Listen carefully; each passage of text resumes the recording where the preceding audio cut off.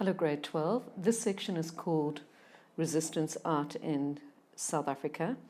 This image is taken from a book cover that focuses on resistance art. It's a section that generally students don't do too well. Our grade 12s last year averaged about 64% for this section. So avoid your cell phones. Try and focus on this lesson, and I'm sure we will do well.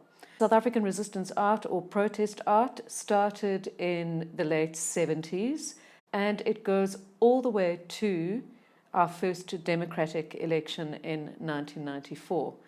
So resistance art is art that's made to oppose anyone who's in power. So it says here, an oppressive government or some type of political power. As we can see from these slides, or this particular slide, that resistance art is not new, and it's been practiced by artists for centuries all across the world. So we've got this piece, which is the Oath of the Horatii, and they were going against the French king at the time. And we've also got this piece, which is around about the same time. It's a piece by Delacroix, Liberty Leading the People, also going against the French aristocracy at the time. Here we've got, at the bottom of the slide, we've got Picasso's Guernica, which was a protest, as you know, against the bombing of the small town of Guernica. And then over here we've got Kirchner's self-portrait as a soldier. And what he was protesting the Second World War. In this slide, I've included a video which you can watch after I play this slide. And as I've said, you need to have a knowledge of the following points and events and be able to apply the historical context or historical background. Context is another word for background, to specific artworks. Okay, so you need to know about the Population Registration Act, the Group Areas Act, the Bantu Education Act, Sharpeville Massacre, and Soweto Uprising.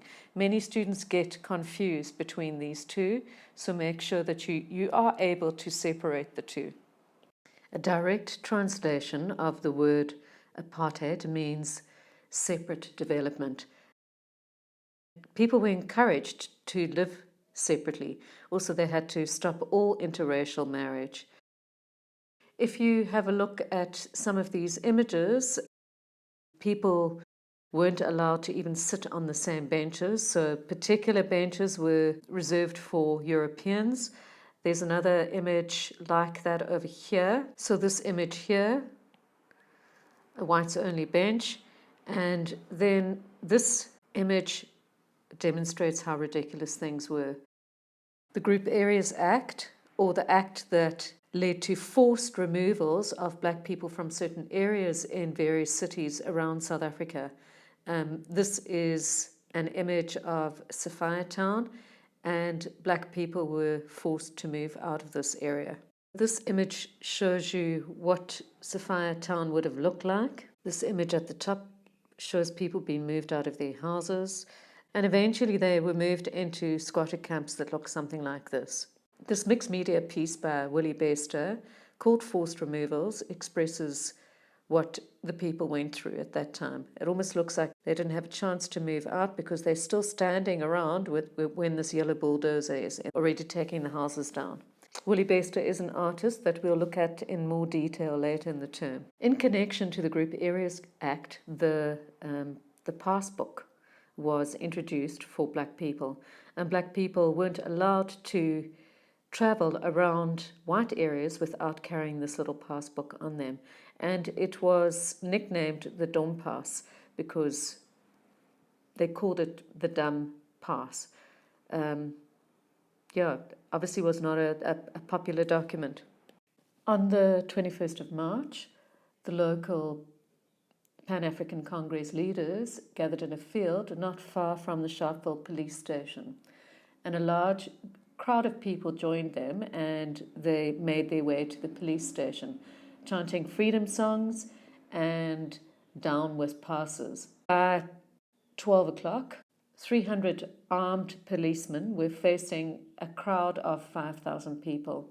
At 1:15, little scuffle broke out near the entrance of the police station. A policeman was accidentally pushed over and the crowd surged forward.